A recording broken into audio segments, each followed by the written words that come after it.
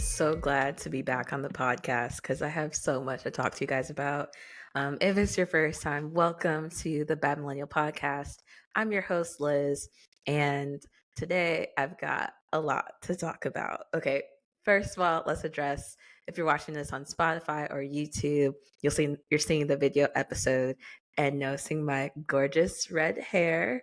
So this past Sunday, I went to the Megan Thee Stallion concert with my friend and fellow podcast guest Maya. Oh my god, it was so much fun. Like Megan's one of those who I've just been cheering on like since forever, but especially with all of the mess she had to experience with You Shall Not Be Named, and her just becoming really one of the most baddest millennials that I've ever seen in female rap and hip hop. So seeing her growth, seeing her just kill it on stage. I mean, I say like I can see her having an actual long career in this, It was just a fun environment. And I had to show out. I had to show off my own bad millennial self with the red hair and the outfit. And I had like all of my dance moves down. Like you'll never see those videos. They'll never show the light of day. But yeah, definitely inspiration. But also a reminder of, oh my God, I am 31 years old and I'm still trying to twerk and squat and pop these knees. And there's never a better reminder of you are solidly in your 30s than when it takes you a full day to recuperate after a concert. Like, you guys, my feet and my knees, oh my God, like completely worth it. But your body in your 30s, it's just, I'm not saying I'm going downhill, but the check engine light is definitely on. Like, oh my God. I was like, I can't believe that I had this much pain from all that dancing. And to be honest, this much of a hangover from a couple of drinks. Like, I'm losing my touch. Like, you think back to your college days and you're just like, how did I do all of this schoolwork and studying, but then also had like a nightlife and a social life, and then was able to go at to 8 a.m., 9 a.m. class the next day. Like, what? Just 20s were not reality. This is reality. Your 30s, this is your bad millennial reality here. Okay. But I'm back. I have energy again. I'm alive. I'm scheduling all these interviews. I'm having a blast, just getting this podcast up and running. And hopefully you guys are too. You know, quick plug, of course, you can follow and watch and rate and comment on YouTube. Just go to Bad Millennial Pod and search on YouTube. I'm there. I'm also streaming on Spotify as well as Apple Podcasts and all the other podcasts that are out there. Google, my RSS link is out there as well. But yeah, this has been, I honestly, this podcast is kind of getting me through my 30s. I feel like I started it as my like little millennial crisis. And it's actually been fun talking to you guys about millennial stuff, as well as my own obsessions of reality TV and my silly little segment, Toilet Thoughts and Shower Soliloquies. Which, by the way, let me know, are you guys enjoying those segments, the Toilet Thoughts and Shower Soliloquies, as well as the Bad Reality segments where I talk about reality TV shows and also just kind of like TV in general? I'm kind of debating again. I had like one vote maybe on Instagram. Follow at Bad Millennial Pod on Instagram. Um, but we're just asking, like, what kind of segments do you want to hear from me? And are you enjoying what I'm, doing now? So, yeah. Um, but anyway, getting back to the meat and potatoes of this episode, besides me complaining about how old I feel trying to recapture my 20s, doing things in my 30s, I actually came across this interesting article on moneywise.com, and it was talking about this new, you know, thing called the Great Exhaustion, which is kind of like how they're identifying like the new way of people working, where they don't just have that one job that they get and they're in there for 20, 30 years until they retire from it, where now workers actually prefer juggling multiple part-time jobs rather than having just a full-time one. And it was a really interesting article because I would think that back in the day, honestly, when we thought about people with multiple part-time jobs or even a part-time in general, that they just weren't working hard enough or that they couldn't get quote unquote real work, or weren't talented enough. But now, honestly, like the whole just having multiple part-time jobs thing is more so seen as workers are taking back the control. They are able to run their own schedule, set up their own, lifestyle, whether they want to work at night or early in the day. So they can actually have like a real like balance for mental health, taking care of children, going after hobbies or recording podcasts maybe, and so it was an interesting article. And um it also kind of also relates to how much I want to say social media and the internet has influenced job seekers nowadays. Like even people on TikTok are like, I can't go back to full time work anymore because the job market itself is so bad, and you make more money doing multiple part time jobs than being stuck in one full time job where you're underpaid, overworked, and you're just burnt out way more faster. Um, and I think that, a lot of people, including myself, you do get disenchanted, excuse me, you get disenchanted and let down when, you join a job and you really love it and you think it's everything and you think you're really good at it. And then you realize maybe after that honeymoon glow is over 3, 6 months in that, you're just a number. Corporations really don't care about you or your happiness. They just care that you are, you know, creating something that's going to put money back into the company, or, like your happiness and the whole like, oh, making sure you feel part of a group and all of that. It very much is just a facade, uh just trying to like get people in and make them think that the job is amazing. And that might be true for some people who are fulfilled in their jobs and careers. Um, but to be honest, your job should not be your entire life. Your job should not be your sole identity. Your work title should not be who you are, because that is you losing a part of your soul to the corporations, to whatever job. But what happens when you lose that job? What happens when there are layoffs or reductions in force, or you just flat out get fired? You know, if you lose that job that has become so much part of your identity, then what do you have left? A lot of people, they spiral, they don't know who they are without the job. Some people, I don't know who I am without him or her, the partner, boyfriend, girlfriend. But that could be the same as the job. When you make your job your whole entire life, it's it's actually sad and exhausting, And then after you lose the job, you've got the whole depression. It's almost like the stages of grief, There's like denial, there's like bargaining, like, oh, maybe I could be put on a performance improvement plan, or what if I, respond to every Slack message or start up every Zoom conversation by asking questions, or coming up with a new project idea that could make the company money. And then, there's just like eventually there's the sadness and the acceptance that you know your job is only there as long as you know are pleasing whoever is employing you, and once that's over, and once either you decide to leave or they decide it's your time to leave, then you get the whole lengthy process of job hunting, endless emails, LinkedIn applications, interviews, and constant rejection.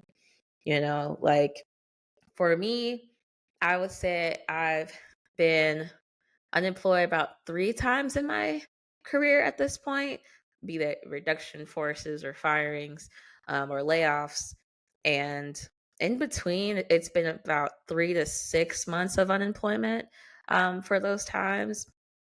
And it's extremely tiring to get the emails of the automatic automated emails, that the bot sends that, oh, thanks for applying, but no thanks. And or, oh, sign up to know about new jobs, or put your resume in there just so we could possibly get back to you if something else pops up, or if there's a non-conventional job that we think you might be great for. And it's just a crazy cycle of rejection in different forms and ways, and it really does break you down and gets extremely tiring. And something about hinging all of your hopes and dreams on one job, it just feels more and more unstable than it was for our parents, or our grandparents. I don't know if that has to do with the types of jobs that were considered to be steady versus the types of jobs that we've kind of gone off after, that led to more creativity and the whole tech boom of it all, thinking that Silicon Valley was going to be everything. And then, of course, with every rise, there is the eventual fall. And it lands on the workers and staying out of work for, I mean, even the Bureau of Labor Statistics says that Americans remain unemployed for an average of 21 weeks or 5 months. And many people who search for jobs, it's from 6 months to a year, despite the unemployment rate being low at 3.9%. So, searching for a job is a job itself. It's wild. It's putting the open to work thing on your LinkedIn profile to some, I mean, LinkedIn has become depressing as of like a couple of years. Like before, it was just influencers kind of just showing off, like, oh, I've done this, or I've hit this milestone, or I really love that my company's doing this and you should come join and work with me. To now I just keep seeing, and the algorithm keeps pushing out all these horrifying sob stories, and basically people begging for work and just being let down by all the tools that used to help the job search, networking, word of mouth, Monster, Indeed, and LinkedIn jobs. It's just like it's not working the way it used to. And so a lot of people are just done with work. It's extremely, it's not fulfilling, and it's not as solid. Now, this isn't like talking about those government jobs or the jobs that are never going to go out of style. Like people are always going to need teachers, doctors, nurses, people who work with their hands, construction, mechanics. Like those jobs are like safe, and you can learn the skill and always get the job. I think I'm talking more so about the jobs that require, you know, different stages of learning, creativity, but aren't necessarily like, they're important to society, but in a different way, where they're not going to really, they're it's so oversaturated because everybody could be a writer, everybody could be an actor or an artist, but in order to make a lot of money, you have to stand out like crazy. So a lot of people, in those jobs and gigs, either, you know, they have to make sacrifices. You want to be a writer, you write for a tech company that has, crazy stock, or, you want to be an artist, you learn how to design websites and do graphic design for, you know, some place where you're just sitting in a cubicle all day, but you're still able to practice your talent and get paid for it. Um, if you want to be an actor, I'm sure like so many actors have just done commercial gigs or voiceover work. You're not doing what you truly dream of doing, your passion, but in a way it's still trying to fuel you. So it's interesting how the job search and the job market has changed.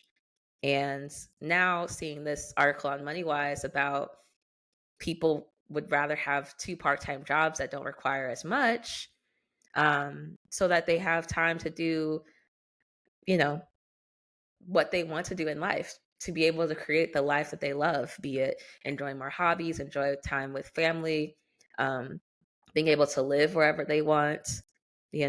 Obviously, we all thought that the whole remote work thing was amazing. I mean, oh my gosh, you can live from wherever you want, you can stay at home, you can dress like a slob but still get paid as a professional. It's a game changer. But I think that also added to the great resignation and the whole quiet quitting thing. There's just so many workers are just frustrated. um Also in this article, it talks about burnout being experienced by 65% of employees, especially with the pandemic years, and how there was the whole workplace trend of the great resignation and quiet quitting, and just the overall fatigue of being constantly online. The communication with the Slack or Google Chat or email, just constantly being on, even having to do virtual meetings where your camera's always on. So you have to be always presentable, but also looking at yourself and also looking at other people. Like, like staring straight at a human being eye to eye, it's not a normal thing. Like our biology reads that as if another human being is staring at you, that comes off as aggression, that comes off as like a challenge. And so it's very uncomfortable for a lot of people to be on Zoom calls or just in video for employment. It's very uncomfortable experience, and it really does get into your psyche of like, oh, do I look good enough, or that person looks really presentable and perfect, or I have to have a fake smile on my face, especially for women, like all the time, even though I'm talking about something that's serious. And then it's just like people have, stage fright too, being on camera constantly 24/7. So even remote work isn't like the perfect answer, for dealing with exhaustion and burnout as it used to be. So a lot of people are just opting out of the corporate world, and just really trying to care about their own human needs first instead of what the corporations and the businesses need. So MoneyWise also talked about this could be why 64 million American workers are engaging in freelance work in 2023. And, you know, a lot more people are like embracing freelancing or more part-time jobs is a lot better, especially for their mental health, than having to seek full-time work. The pay sometimes really isn't even worth the stress. The rat race of trying to climb up the ladder, um, it's damaging to even trying to build a community. You think that you have friends at work, but as soon as you make more money or go to a different job or get fired, crickets. People who you had talked to on your 9 to 5 every day, Monday through Friday, like they're gone as soon as you're gone from that job or you've reached a different level. That's another thing I've kind of noticed about jobs nowadays, and working in the corporate sector. um it's just, it's very cold, um to be a professional, especially if you're someone who wants to be more creative and social. Jobs, I mean, at least remote jobs, it's very hard for them to create a community. It's very hard for people to stay connected even though you're constantly connected online.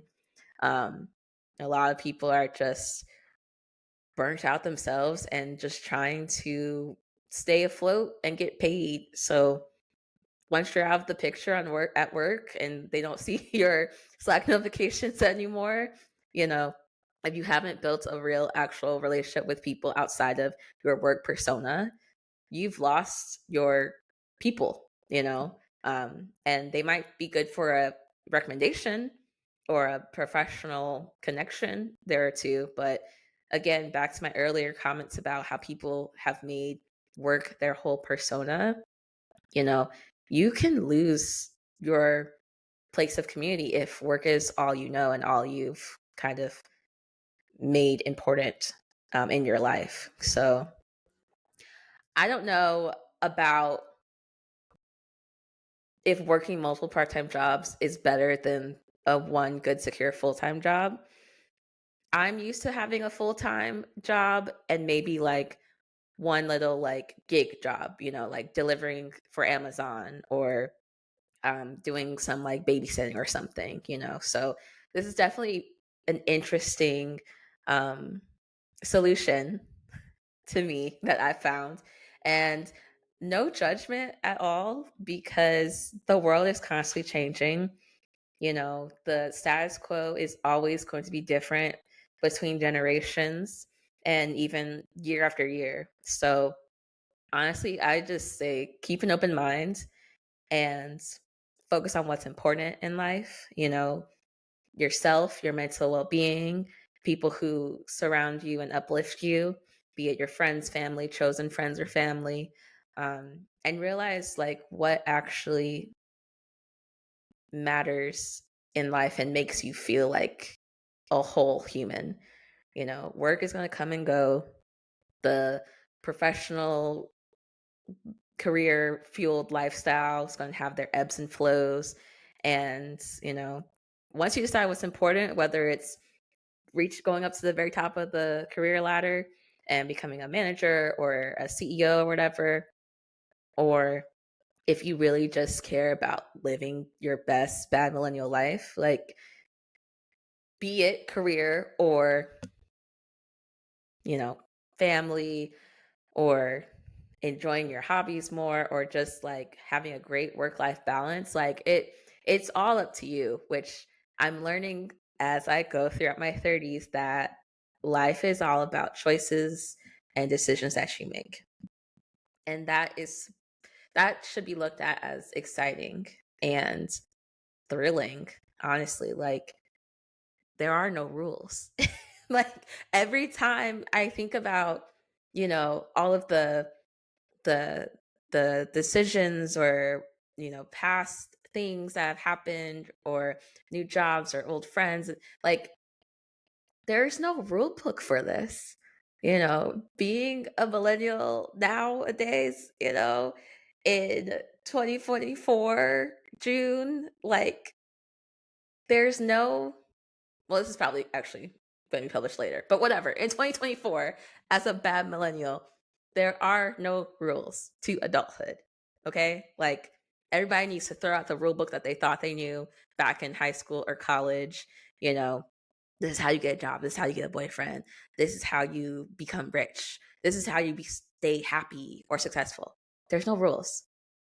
And that should be, in a way, like just taking a lot off our shoulders. There's nothing to chase. If anything, it's just we have to remind ourselves to live life the way we want to on our terms and just enjoy the present, day by day. So, yeah, those are my thoughts on the whole great exhaustion phase of how workers are like doing in America. Like the whole I don't care anymore of chasing accolades and positions and money and just really taking back this power of, you know, balancing your mental health and your happiness. So I want to pose a question to you guys. You know, do you think this new way of working is, you know, the new frontier? Is it better than going with the traditional 9 to 5, just one full-time job? Um, or are you like open to, freelancing or having multiple part-time jobs or something completely, different? Share your thoughts. I would love to chat with you guys. I'm on Twitter at underscore bad millennial underscore. I'm also mostly on Instagram at bad millennial pod. You can also follow me on Threads, which is at Bad Millennial Pod as well.